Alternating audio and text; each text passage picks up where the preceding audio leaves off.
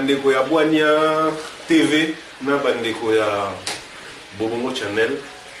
Merci pour l'attention vous avez beaucoup cette émission. Na moi makambo ya mike ya Bwania pe maele vous avez beaucoup kabola. Tableau ya moindo na pesa ile ya sango. Tableau ya moindo ikozala esika o pe to kabola maele. Na ba série ya ba anatomie na lingala on a salaki ya bongo. Na salaki na tableau ya pembe. Mais Baral Anofel, l'ingénieur, merci beaucoup. C'est une suggestion que lumière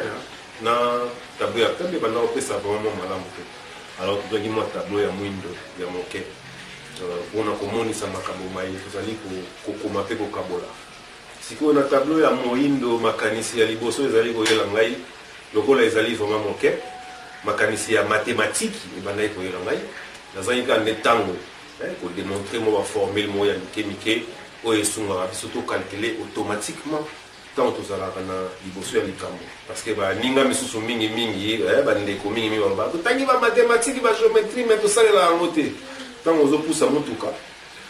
o salela la géométrie tant oza ko kata biloko na mbeli o salela la mathématique siko to linga to référer yango na mo ba formule ya mathématique to tanga nde pesa biso ezali ko luka o tozali ko luka na tableau ya moindo makanisi msuri yaki ya kusala anglais na lingala kososola na biso kososola malamu na monoko oyo tobutami na monoko to koli na ho li français ezali mabete anglais ezali mabete oyekola lolaka misusu pe efungolaka makanisi ya bongo parce que mokili ezali monene soko yebi lolaka o balobaka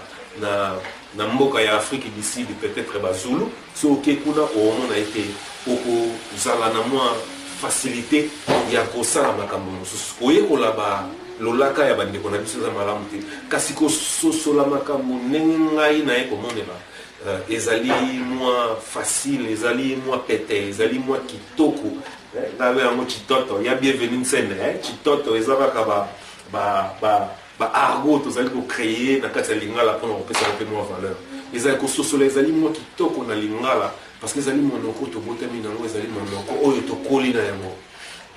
yango wana na lita la blo oyo ya moindo nazali ko kanisa ko sala anglais na lingala ngai moko na bandai ko yeko na anglais par rapport ya mboka oyo na yaki ya sika ko sosola yango malamu na bandai ko sosola yango malamu soki na baloli yango na lingala. Donc il y a un exemple moka ya moke ya anglais na lingala na kozwa le verbe être. Le verbe être en anglais ezali I am, you are, he is, she is, we are, you are, na they are. Wana ezali na anglais. Est-ce que so linyo so solamo malamu na banza ete to balolaka yango na li français parce que li français ezali monoko oyo lolaka oyo toyekoli na kotanga na éducation kasi nga na bandaki kosala expérience mobo soki na baloli anglais ezala verbe ezala france soki na baloli yango na lingala na bandaki komona yango lisusu malamu mingi ke soki na baloli yango na français yango wana ngi napesa exemple wana ya lelo soki tozwi awa nayebi eza kaka komeka tableau na biso na esika oyo tokobanda kosala po tokabola mayele alors na anglais totie awa ezali I am you are he or she is ok alors na lingala ekozala ozaka nazali nakomisa yango esu kitoko nazali wana soki totali yango na ekomeli nakomi momoi nakomi yango bango nyonso bazali ya kokanga mais alors que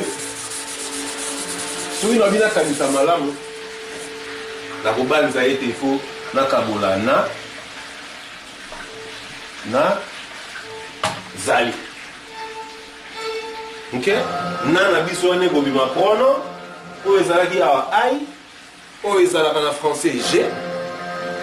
zali na biso kozala wana deja tokokende su na infinitif na infinitif infinitif na lingala mama yango loba yango lingala na infinitif awa ekozala to be ndeko na ngai anglais nasi pour comprendre na lingala ekozala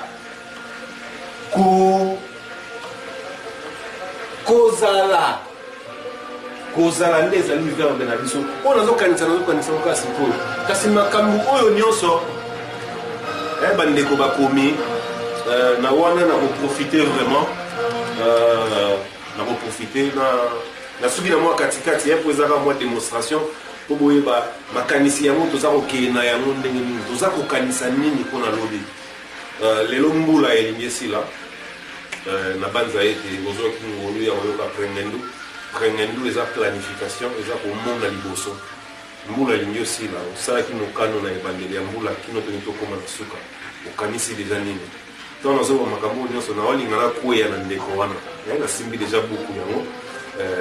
parceke makambo nasali awa nalingi ete tobanda kokoma yango nayebi ke makomi ezali makomi ya mandombe ezali ya bienvenue nsene nayebi ke édition mabiki ezali ozali kokoma mais oyo nazali koloba na mokili mobimba mpo totia na maboko tobimisa mpe mwa langi mwa kitoko ya monoko na biso lolenge baninga basali ya bango na anglais lolenge baninga basali ya bango na français mpe na minoko mosusu na banza ete lingala ezali na grammaire nango ezali na phraséologie nango ezali na orthographe nango ezali na conjugaison nango oyo ifo toyekola mpe tobongisa mpo ezwa mpe ntina na mokili